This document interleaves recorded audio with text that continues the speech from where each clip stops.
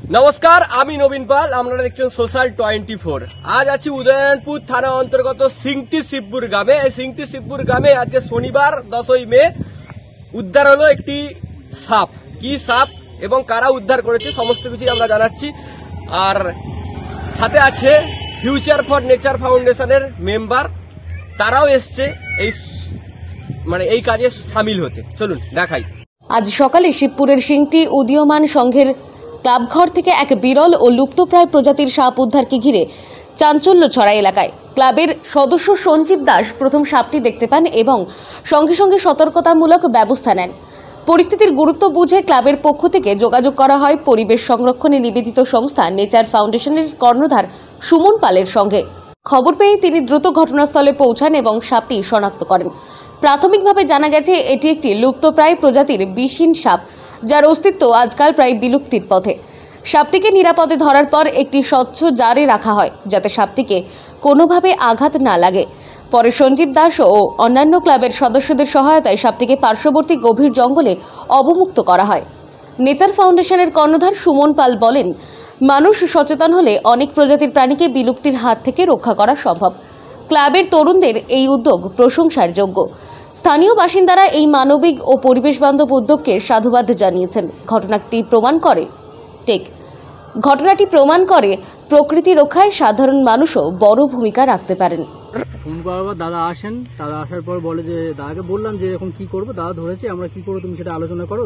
দাদা বললো কি করবে, প্রকৃতির মধ্যে ছেড়ে দাও, ওটাই বেটার হবে। আমি বললাম তাই, আমার ওটাই ইচ্ছা। সেই হিসাবে দাদার আমরা সবাই মিলে একসাথে এলাম, জয়েন ছিলাম, এসে প্রকৃতির বুকে ছাড়ার জন্য চেষ্টা করছি। সাথে সাথে আমরা পেয়েছি ফিউচার ফর নেচার ফাউন্ডেশনের মেম্বারকে। তো নমস্কার। নমস্কার সকলকে।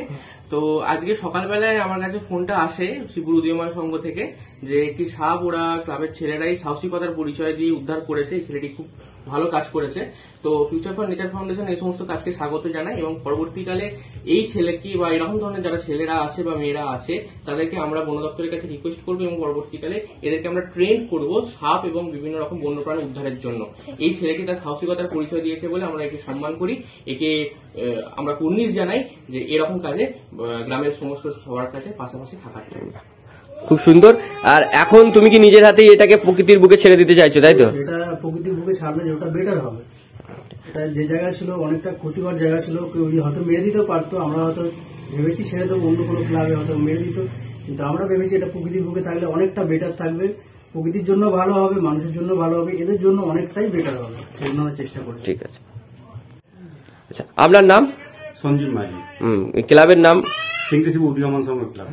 এখানে কি প্রতিনিয়তই খেলা হয়, তাই তো? প্রত্যেকদিন প্র্যাকটিস। তো একটা বিষয় আমি যেটা জানার জন্য আগ্রহী খুব, অন্যান্য ক্লাব বা অন্যান্য ঘরে যদি সাপ দেখতে পেতো হঠাৎ করে হয়তো ভয়েতে মেরে দিত, যে গ্রামে হয়তো আমরা দেখে থাকি অনেক সময়। কিন্তু আজকে যে এই ভাই সাহসিকতার পরিচয় দিয়েছে, এই সাপটিকে রেস্কিউ করেছে, তো আপনি কি বলতে চাইছেন ক্লাবের সদস্য হয়ে? আমি ক্লাবের সদস্য এটাই বলবো যে কোনো কিছু জিনিসকে ভয় পেয়ে তাকে না মেরে দিয়ে তাকে যদি আমরা রেস্কিউ করার পর সেটাকে যদি আমরা প্রকৃতির মাঝে তার যে জায়গা আছে যে তাকে সেখানে ফিরিয়ে দেওয়াটাই আমরা শ্রেয় বলে মনে করেছি, সেটাই আমরা করবো। আজকে ওটাকে প্রকৃতির মাঝে ওটাকে। আচ্ছা, এটা দেখার পর কোথায় কোথায় ফোন করা হয়েছিল?